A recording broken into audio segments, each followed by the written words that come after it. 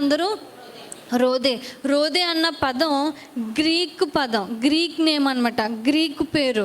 ఈ గ్రీక్ పేరు రోదే, రోదా, రోదా అని కూడా పిలుస్తూ ఉంటారనమాట. రోదా, రోదే అనగా అర్థం ఏంటంటే రోజ్ అని అర్థం. ఏంటండి? నా పేరే కదండి, చెప్పండి అందరూ. ఏం అర్థం అండి?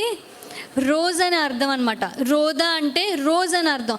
అయితే ఈమె చిన్న పాప. మనం చూసుకున్నట్లయితే మనకి అంత కరెక్ట్గా తెలియకపోవచ్చు, కానీ ఈమె వయసు చాలామంది చెప్తూ ఉంటారు ఒక 15 సంవత్సరాలు, ఒక 12 సంవత్సరాలు ఉండొచ్చేమో, మనకి అంత కరెక్ట్గా తెలీదు. అయితే ఈ 15 సంవత్సరాల పాప ఎవరితో కూడి ఉంది? అక్కడ మనలాంటి పెద్దవాళ్ళు ఉన్నారు.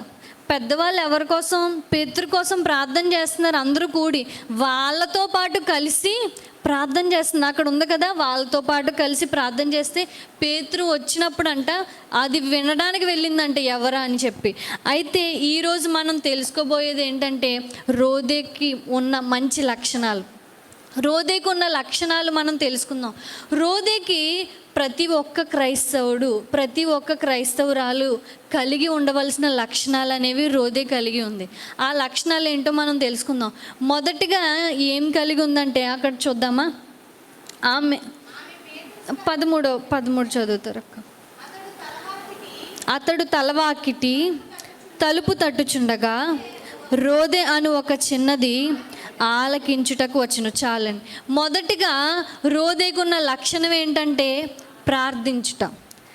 అక్కడ వాళ్ళందరితో ప్రార్థన చేయడానికి ఉంది. ప్రార్థన చేయడానికి ఉన్నప్పుడు